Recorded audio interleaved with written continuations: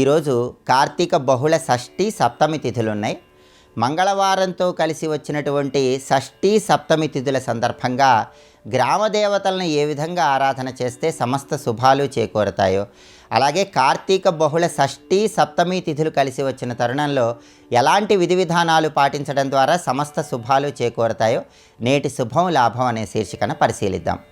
ప్రధానంగా గృహంలో ఉన్నటువంటి పిల్లలకున్న అనారోగ్య సమస్యలన్నీ తొలగింపజేసుకోవటానికి, పిల్లలు ఆరోగ్యవంతులవ్వటానికి శివాలయ ప్రాంగణంలో దధ్యోజనము చిన్నపిల్లలకు పంచిపెట్టాలి. ఇలా చేసినట్లయితే గృహంలో ఉన్నటువంటి పిల్లలు ఆరోగ్య ప్రాప్తిని సిద్ధింపజేసుకోవచ్చు. అలాగే ఈరోజు శివాలయ ప్రాంగణంలో వెలిగించేటటువంటి ఒక్కొక్క దీపము అనేక అశ్వమేధ యాగాలు, వాజపేయి యాగాలు చేసినటువంటి విశేషమైన ఫలితాలను కలిగింపజేస్తుందని కూడా ధర్మశాస్త్ర గ్రంథాలన్నీ తెలియజేస్తున్నాయి. అలాగే ఈరోజు ఎవరైనా సరే వస్త్రదానం చేయటం ద్వారా జన్మ జన్మాంతర పాపాలన్నీ తొలగింపజేసుకొని సమస్త శుభాలను సిద్ధింపజేసుకోవచ్చు.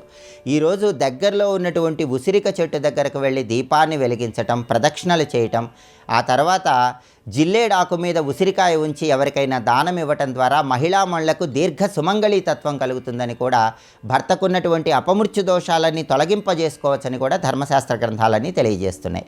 అలాగే కార్తీక మాసంలో వచ్చే మంగళవారం సూర్యోదయ సమయంలో షష్ఠి తిథి ఉంది. ఈ సందర్భంగా గ్రామ దేవతలను పూజించడం ద్వారా విశేషమైన శుభ ఫలితాలు చేకూరుతాయి. కార్తీక మంగళవారం సందర్భంగా గ్రామ దేవతలకు చేసే వారాభిషేకం ఉత్తమ ఫలితాలను కలిగింపజేస్తుంది. ఈ వారాభిషేకాన్ని ఎలా చేయాలంటే, ఒక చిన్న కుండ తీసుకొని ఆ కుండ మొత్తం కూడా పసుపు రాసి, కుంకుమ బొట్లు పెట్టి, గంధం బొట్లు పెట్టి, ఆ కుండలో జలము పోసి, ఆ జలంలో పసుపు, కుంకుమ, కొన్ని పుష్పాలు, అక్షింతలు వేసి, వేపాకులు కూడా ఆ కుండలో ఉన్నటువంటి జలంలో వేసి, ఆ కుండ చుట్టూ వేపాకులు చుట్టి ఆ కుండ తీసుకొని దగ్గరలో ఉన్నటువంటి గ్రామదేవతల దగ్గరకు వెళ్ళాలి.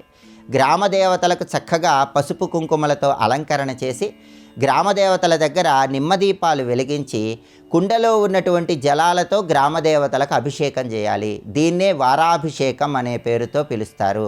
కార్తీక మాసంలో వచ్చే మంగళవారం సందర్భంగా ఈ వారాభిషేకం చేసినట్లయితే సంవత్సరం మొత్తం గ్రామదేవతల సంపూర్ణమైన అనుగ్రహం కలుగుతుంది.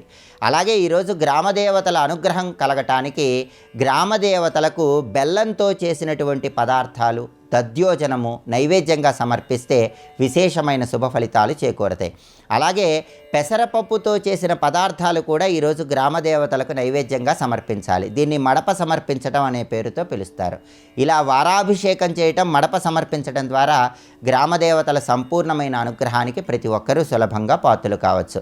అయితే గ్రామదేవతల దగ్గరకు వెళ్ళలేని వాళ్ళు దానికి ప్రత్యామ్నాయంగా గ్రామదేవతల సంపూర్ణమైన అనుగ్రహం కలగటానికి గృహంలోనే ఒక ప్రత్యేకమైన విధి విధానం పాటించాలి. ఆ విధి విధానం ఏంటంటే, మీ పూజా మందిరంలో గోడ మీద తడి పసుపుతో గుండ్రంగా ఒక రూపు గీసి, ఆ తర్వాత తడి కుంకుమతో అడ్డంగా 3 గీతలు గీసి, మధ్యలో కుంకుమ బొట్లు ఏర్పాటు చేసి, ఆ రూపాన్ని గ్రామదేవతా స్వరూపంగా భావించుకొని అక్కడ నైవేద్యాన్ని సమర్పించటం, హారతి ఇవ్వటం ద్వారా కూడా గ్రామదేవతల సంపూర్ణమైన అనుగ్రహానికి సులభంగా పాత్రలు కావచ్చు.